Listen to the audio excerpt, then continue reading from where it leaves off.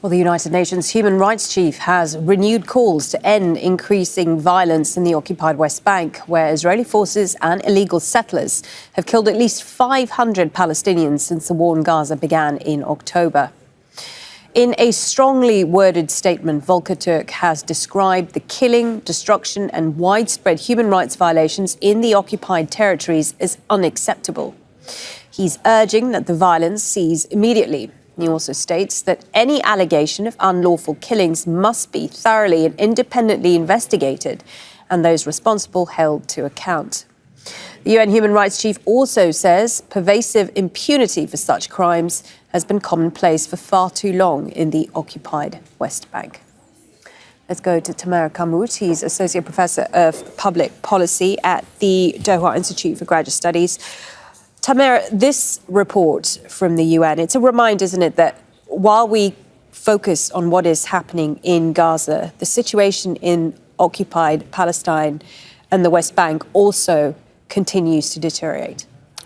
Marine, correct, yes. While the eyes are focused on Gaza, there is an ongoing tragedy in the West Bank.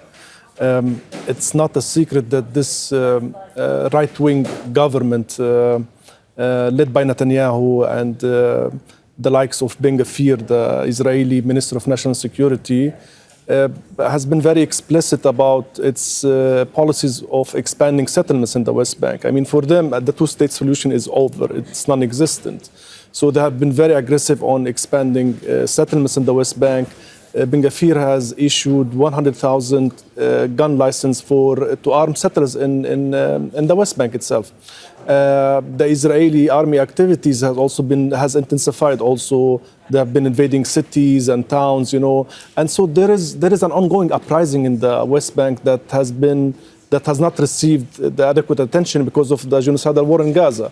But the thing is, with the lack of any vision to bring peace, with the belief that this current government does not believe in the two-state solution, this is what you expect. And with them feeling they are having the impunity to do whatever they want, the lack of any international condemnation, like key players, key countries unable to stop Israel, like the U.S. So this is what you expect. It is an ongoing intifada, and the West Bank is also under an aggressive settler expansion now, and this is why we see these killings and these uprisings in the West Bank. And Tamer, it's interesting because even when it comes to the ceasefire proposal, it seems like the Israelis are under no pressure. You have the US president instead putting it all on Hamas to accept the deal, when we know for a fact that Israel themselves are very much on the fence with it. And exactly, it's so unfair. I mean, to ask from Hamas now to come up with this clear stand on it when it accepted, in fact,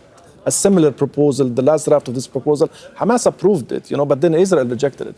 So it's totally unfair to put the pressure on Hamas now while Israel is silent, while Netanyahu is still playing games, and buying time. I mean, what has been circulating in Israeli media that they might consider accepting stage one of the proposal and neglecting the other two stages, which will guarantee the release of captives but not ending the war, as Netanyahu says. Netanyahu is still adamant. He's still adamant to achieve his goals, which are the total erosion of Hamas, and creating something new for Gaza, new governance structure. So we don't know where is it really heading, because the Americans themselves also, they did not embrace a vision on ending this conflict. I mean, all these things, all these steps, they should lead to a bigger goal or aim, which is a final settlement for this conflict. But so far, no one has this vision, including the Americans. So what we're doing now, everyone is trying to push for small steps, small pieces here and there. But with the lack of this vision, the big vision, the commitment, I think the Israelis have an upper hand, because they still believe that the two-state solution is not on the table. So there has to be a courageous and honest discussion by the international community on how to end this conflict once and forever, but we're not there yet. Okay, thank you for that, Tamer Qarmout, Associate Professor of Public Policy at the Doha Institute for Graduate Studies. Make sure to subscribe to our channel to get the latest news from Al Jazeera.